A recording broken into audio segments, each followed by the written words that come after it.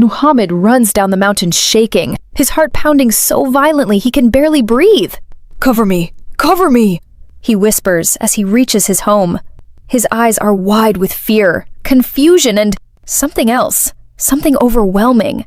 Just moments earlier, inside a dark cave outside Mecca, he had heard a command that would change the world forever. "Read." "I cannot read," he had answered, trembling. The command came again. That night, in 610 CE, becomes the turning point of history.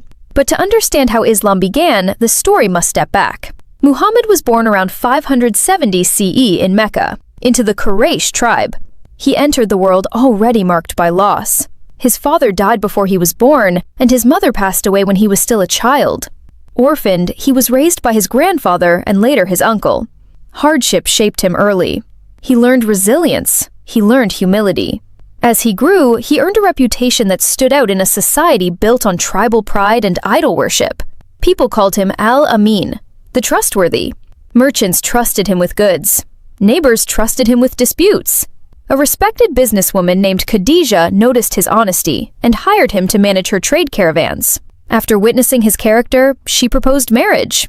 Their partnership became emotional support and stability. "God will not disgrace you," she would later reassure him when fear consumed him. Mecca at that time was a powerful trade center. The Kaaba stood at its heart, filled with idols representing different tribal gods. Wealth flowed through elite families. The poor struggled. Tribal loyalty dominated justice. Violence between clans was common. Into this world of spiritual confusion and social inequality, Muhammad began retreating to a cave called Hijra, seeking solitude and reflection. Then came the revelation. Inside that cave, the angel Gabriel delivered the first words of what would become the Quran.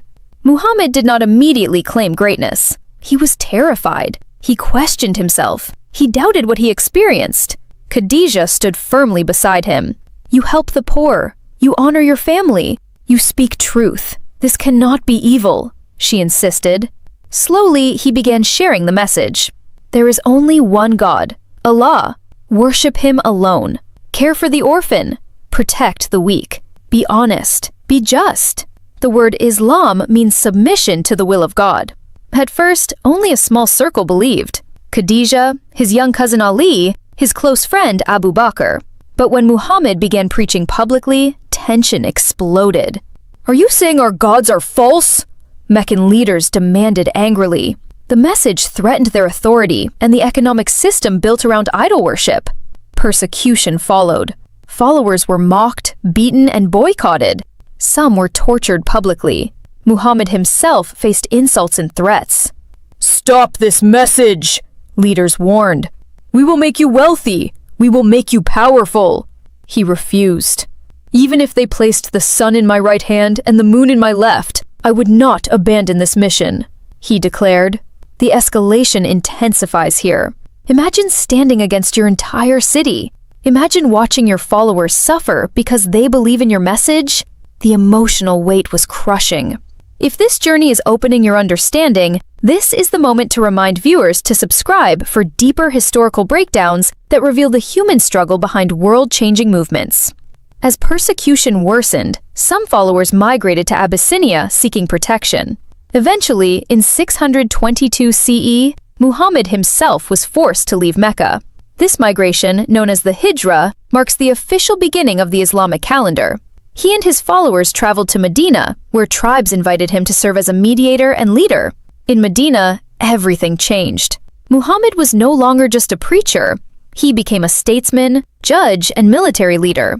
He established a community based not on tribal bloodlines, but on shared faith. The Constitution of Medina created alliances among diverse groups. It was revolutionary for its time. But peace did not come easily. Battles erupted between the Muslims of Medina and the Meccan forces determined to destroy them. The Battle of Badr became a surprising victory for the smaller Muslim force. The Battle of Uhud brought painful losses.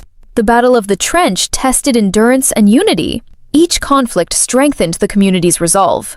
Years later, Muhammad returned to Mecca, not as a fugitive, but as a leader with thousands beside him. The city surrendered with minimal bloodshed. He entered the Kaaba and removed the idols.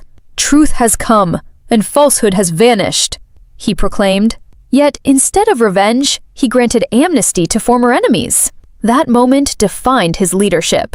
Islam spread rapidly across Arabia. Tribes that once fought each other united under monotheism.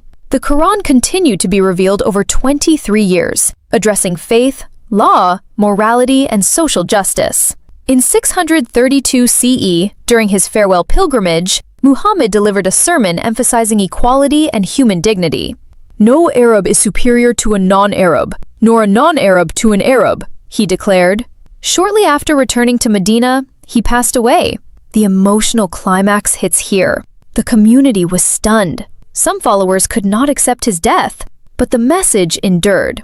Within decades, Islam expanded beyond Arabia into vast regions, shaping civilizations in science, medicine, art, and philosophy. The origin of Islam was not sudden empire building. It began in a cave, in fear and uncertainty. It grew through persecution, migration, leadership, and unwavering belief in one God. And now the story turns to the viewer. How does one man, once orphaned and opposed, transform the spiritual and political landscape of the world? How does a message born in solitude unite millions across continents? If this story gave you clarity about Muhammad and the origin of Islam, share your thoughts respectfully in the comments. What part of his journey impacted you most? Hit the like button if you value learning history beyond headlines. Share this video with someone who wants to understand Islam's beginnings through its historical context. And subscribe for more powerful explorations into the lives that shaped global civilization. Because it started with a command in the darkness, and it became a faith that continues to shape the world today. Yet, the story does not end with his passing. Confusion sweeps through the community. Some refuse to believe he is gone. Others fear everything will collapse. How can we continue without him? Voices whisper in disbelief. The shock is raw. The grief is heavy. The man who stood at the center of every revelation, every battle, every reconciliation, is no longer physically present. But the foundation he built is not based on personality. It is built on belief. Abu Bakr steps forward with firm resolve.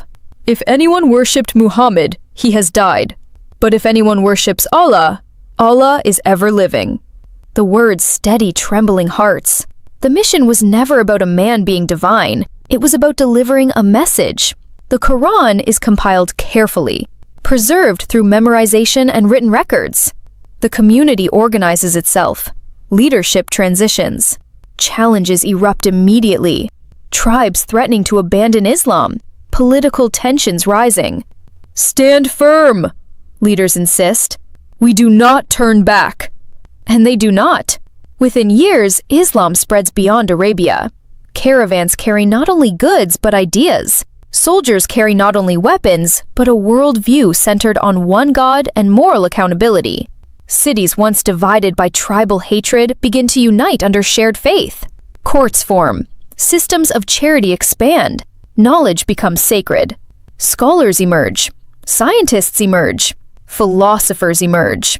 The ripple effect moves across continents. From Spain to Central Asia, civilizations rise influenced by the message that began in a cave. Hospitals are built. Libraries flourish. Mathematical concepts advance. The call to prayer echoes in lands that once knew nothing of Mecca. But expansion is not without conflict. Political struggles intensify after the Prophet's death. Disagreements over leadership shape history in complex ways. Yet, through turmoil, the core belief remains untouched. There is no God but Allah, and Muhammad is his messenger. Imagine that first night again. The fear in the cave. The trembling voice saying, "I cannot read." No army, no wealth, no guarantee of success. Just conviction. That is what makes the story powerful. He did not begin with power. He began with doubt and obedience. He did not respond to persecution with surrender. He responded with patience.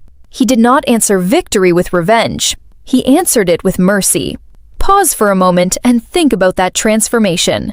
A society buried in tribal warfare becomes a unified spiritual community. Idol worship shifts to strict monotheism.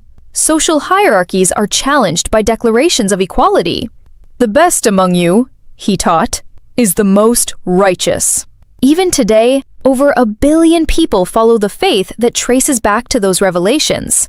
5 daily prayers, fasting in Ramadan, charity to the poor, pilgrimage to the Kaaba, practices rooted in a 7th century experience that continues shaping lives in the 21st century. So, who is Muhammad in the broad sweep of history? To Muslims, he is the final prophet in a line that includes Abraham, Moses, and Jesus. To historians, he is a transformative religious and political leader. To critics and admirers alike, he is one of the most influential figures who ever lived. And the origin of Islam? It is not a sudden empire. It is not forced belief at the beginning. It is a whispered revelation in isolation, followed by years of struggle, strategy, sacrifice, and unwavering faith. If this journey helped you understand the roots of Islam more clearly, drop your thoughts in the comments. Respectful dialogue builds knowledge. If you felt the tension, the struggle, the triumph, hit the like button so this story reaches more people searching for understanding.